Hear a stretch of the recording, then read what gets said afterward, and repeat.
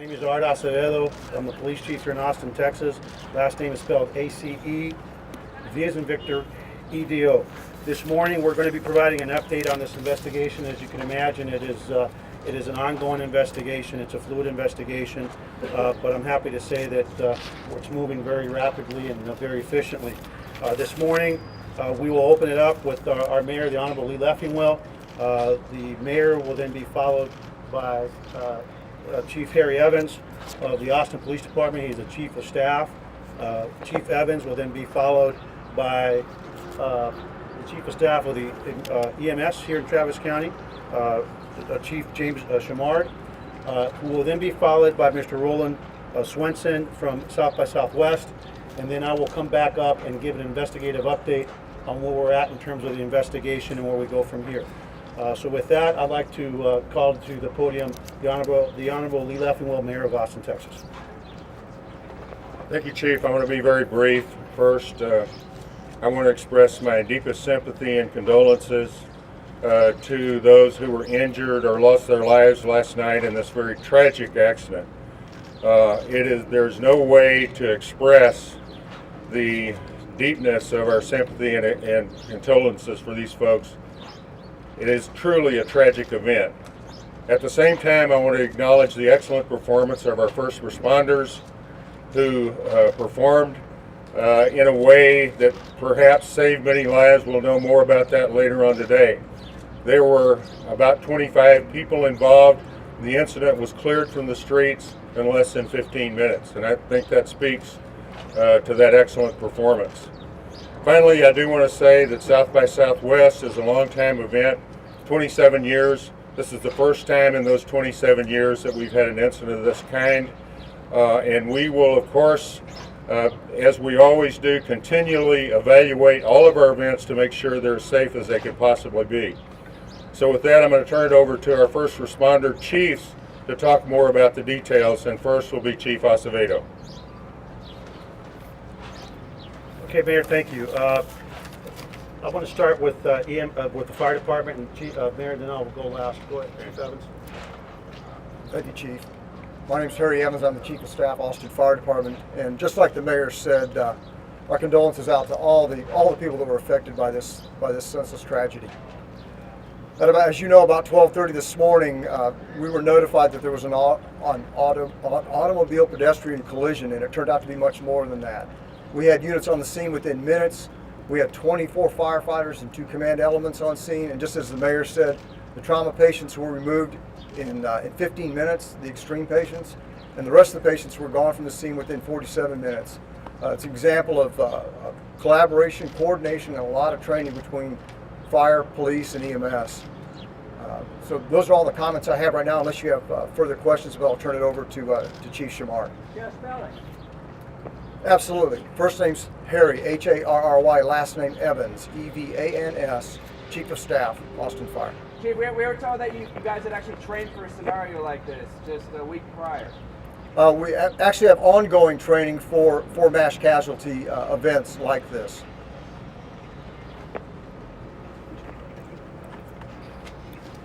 Thank you. My name is James Shamard. I'm the Chief of Staff for the Austin Travis County Emergency Medical Services. We received the first notification at about 12:32 this morning of the reported auto pedestrian. The incident was spread out over about 3 blocks right here in this particular area. We had medical personnel and command staff that was on the scene almost immediately because we have Polaris type patient care vehicles, motorcycles, bicycles, and commanders actually throughout the South by Southwest event. So we were here very, very quickly with that first wave of command and medical personnel. Shortly after, we brought in additional ambulances. There was 6 additional ambulances that arrived on the scene to take care of what initially was 25 patients. You mentioned about the training. We train for the MCI type events or the mass casualty type events. We have pre-plans for every big event like this, and when the crews show up in midday for South by Southwest, for example, we not only review the plan on how we're going to manage the typical patients, but we review how we're going to handle a mass casualty situation like this should it occur.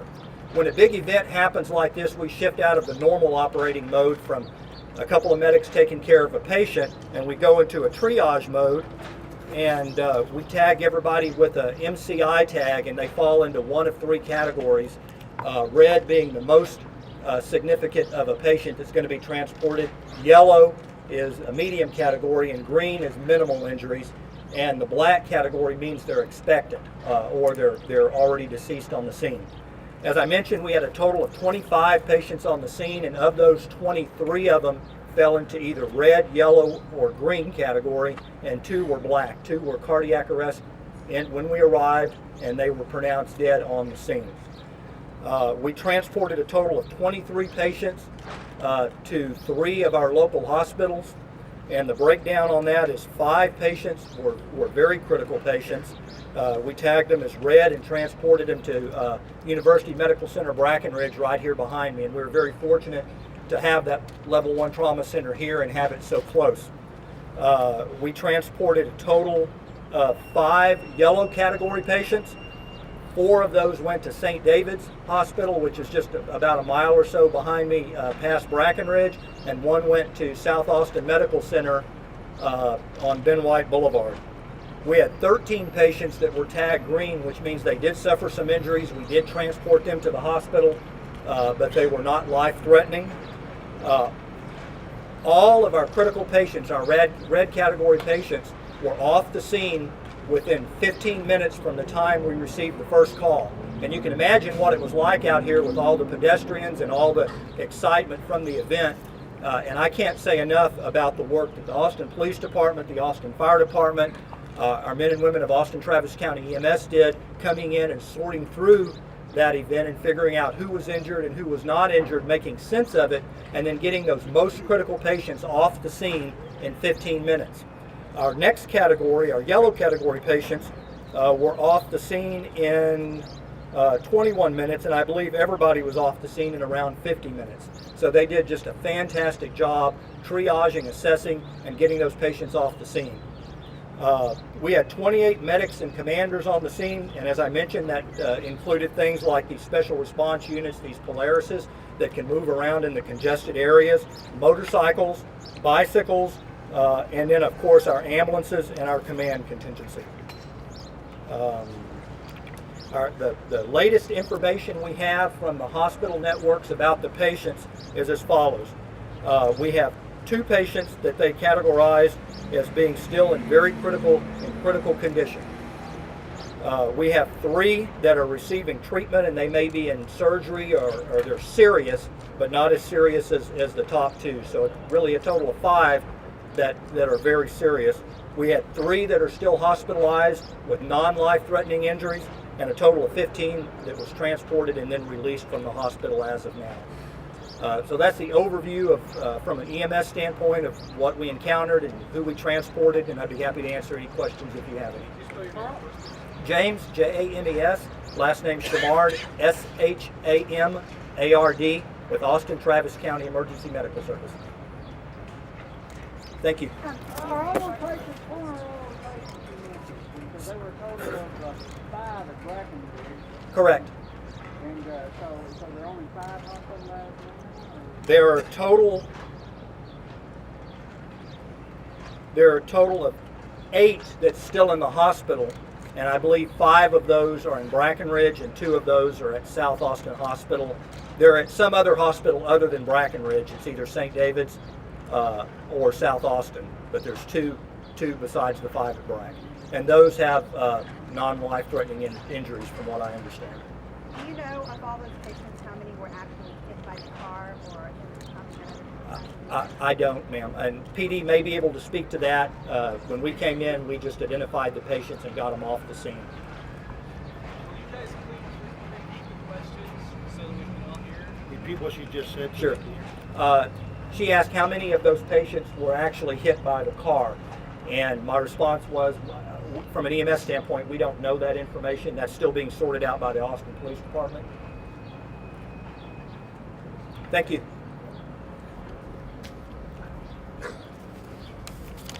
My name is Roland Swinson. I'm the managing director of South by Southwest.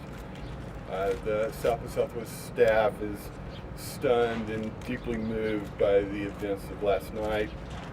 Dozens of us were here on the scene when the incident occurred, and we worked closely with APD, EMS, and the fire department to create a perimeter around the area, turning back all the visitors spilling out of the nightclubs and trying to move north on Red River.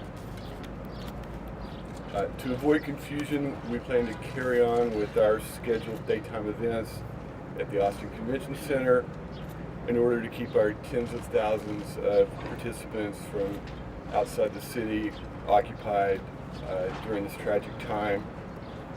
All of the South by Southwest staffers and volunteers reported for their regular duties this morning, and we will continue working throughout the day. We're contacting all of our venues to find out if they've made any decisions about their operations that might impact our visitors.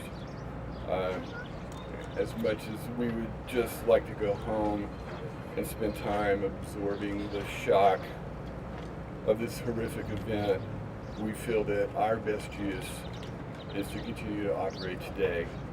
We will make announcements about any changes in our schedule as they occur and as we further assess the situation today. Our thoughts and our prayers are with the families of the injured and the families of the fatalities. Are you anticipating?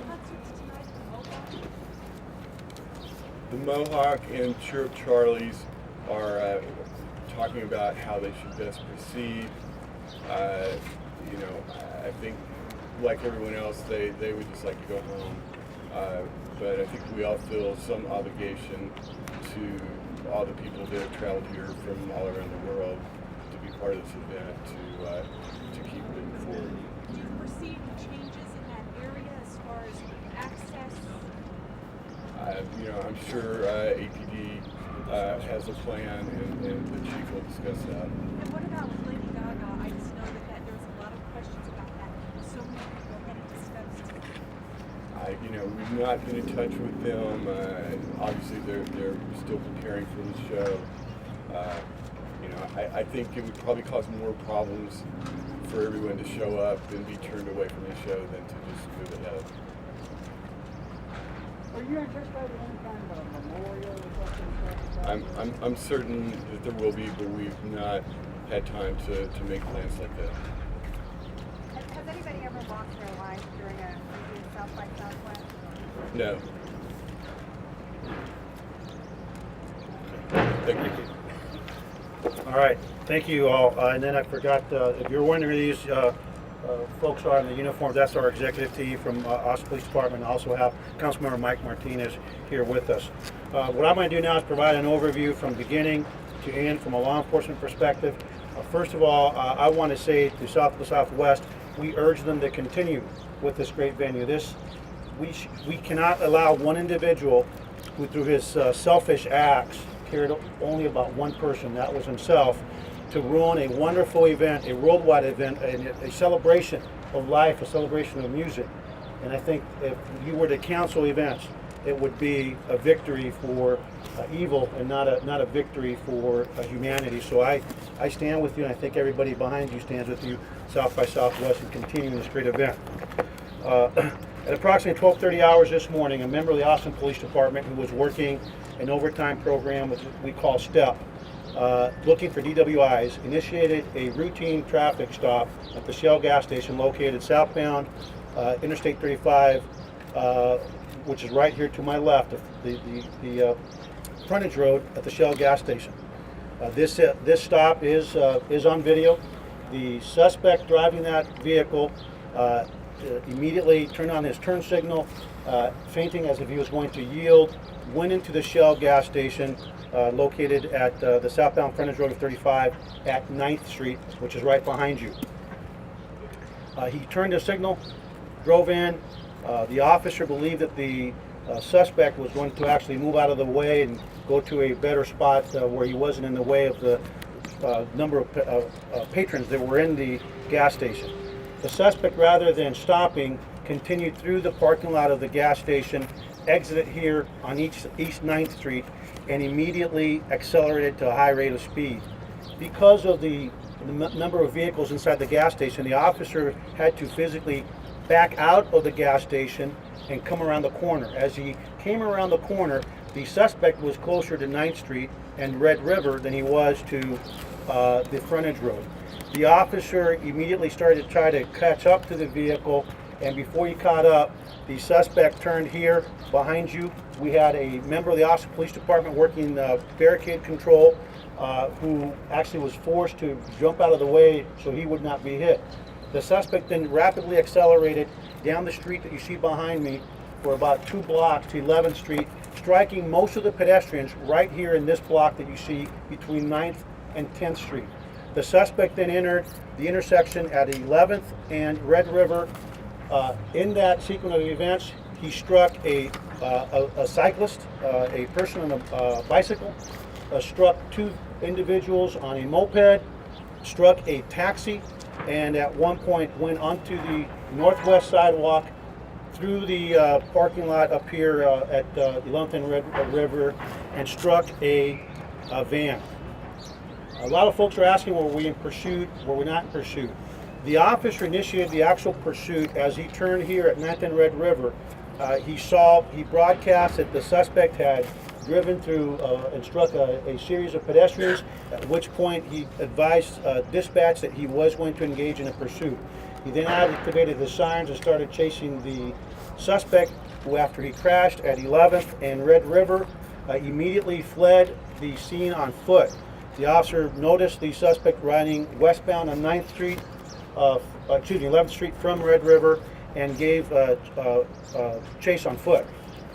The officer that was here, to give you a frame of point of reference on how quickly this happened, that was forced to jump out of the way and not get hit, was actually able to run down the street here all the way to 11th and help in the apprehension of that suspect.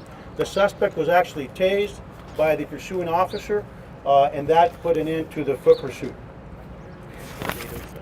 Earlier this morning, as you can imagine, with the incident being so spread out, and actually we have basically a very long crime scene, initially we reported that the 2 deceased individuals were on the moped. We have now, through continuing investigation, determined that a female was pronounced dead on the moped, and the male driver of that moped is in stable and good condition. We do have a person that was struck on 11th and Red River, who was a cyclist. That individual was pronounced at the scene. That individual is from the Netherlands. We've determined it is an individual from the Netherlands. And again, as everybody said, our thoughts and prayers are with everybody that has been impacted, not just the people that have been killed by this selfish individual who showed absolutely no regard for the sanctity of life and for the individual on the street, but also for the individuals that witnessed this, that were forced to jump out of the way. Tragedy brings, I think, opportunity. It's an opportunity for a gut check. It's a gut check for the people involved. It's a gut check for this community. It's a gut check for the state. And I think it's a gut check for the global community that's been visiting here. And what that gut check has demonstrated is that we can be scared for a minute, but everybody sprung into action. From the people that were forced out of the way, civilians, to the police officers, to EMS, to fire. I can tell you that from this tragedy, my silver lining is that the best of humanity, South by Southwest, everybody came together to restore order and to restore what we should be focusing on, which is this great event.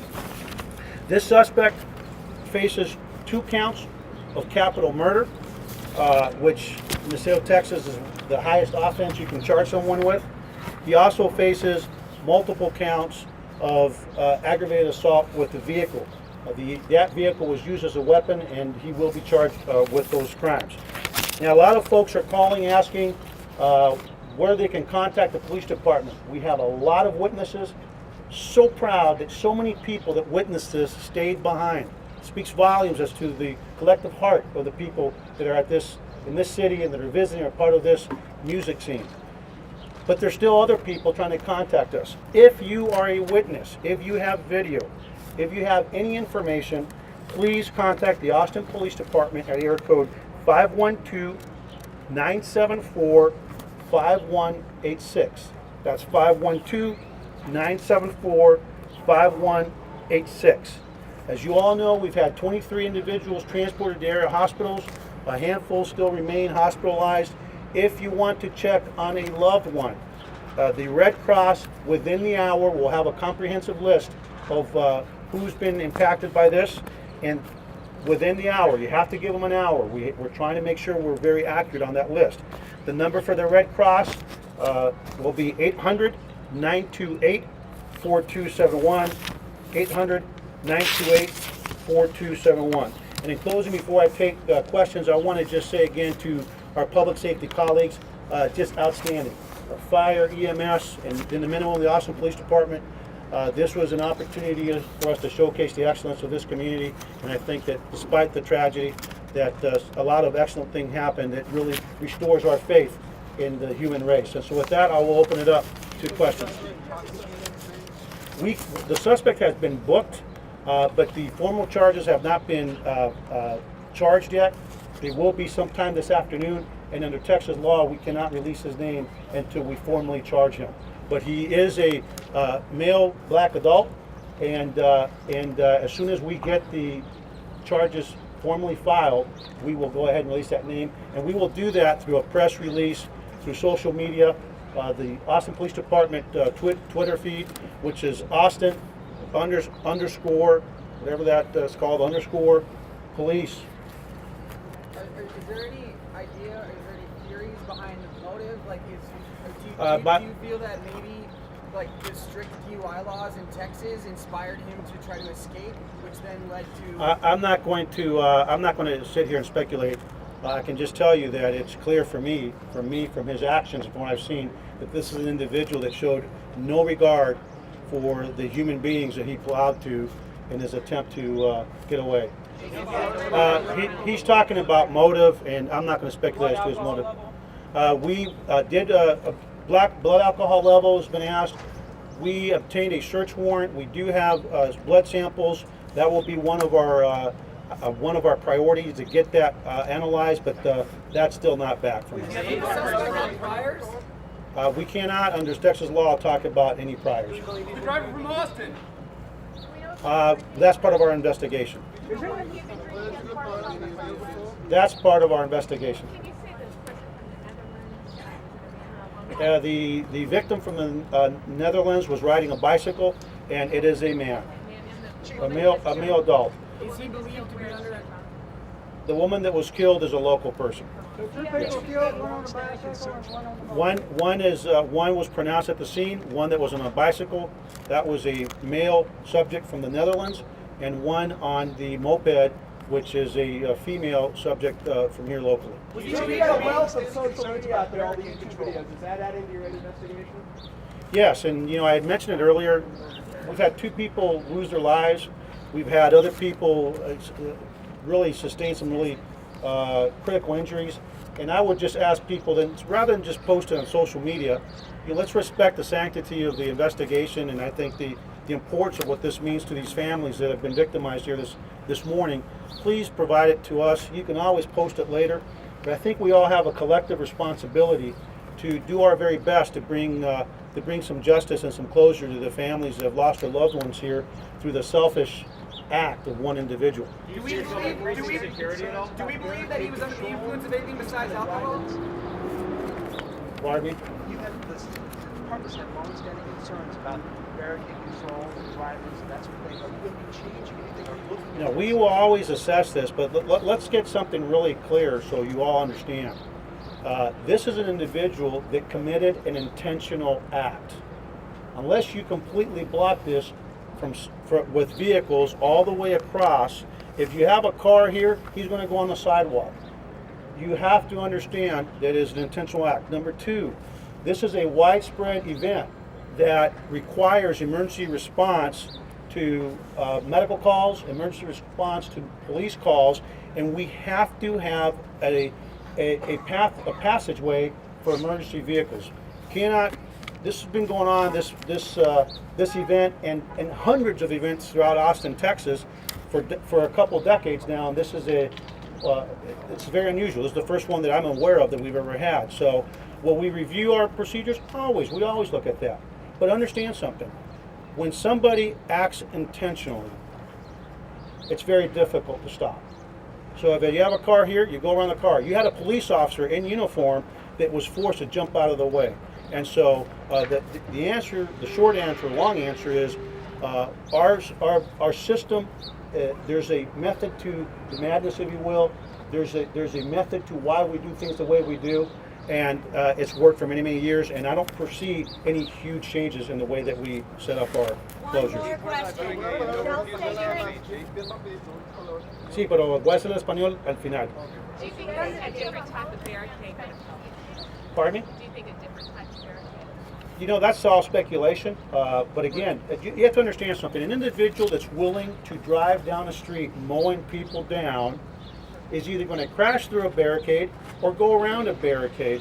You've got sidewalks here, you've got a lot of ways for a person to get around. And so, you know, we can speculate on that, but the bottom line is when somebody's acting intentionally, and this is a person that was trying to get away, it's very difficult to stop. But I will say this to our pedestrians. We have thousands of pedestrians. We have a lot of traffic. Side note from this, please be careful out there. People are not, pedestrians aren't stopping for red lights. I've been working patrol all night. You know, and obviously this has nothing to do with it, but we still have a few more days. We have a tremendous amount of people on foot around here. Please, pedestrians and please, drivers, let's share the road responsibly. Let's be respectful of one another. Let's follow the rules so we can finish the rest of this week without any other tragedies. And with that, I'm going to go ahead and transition to Spanish.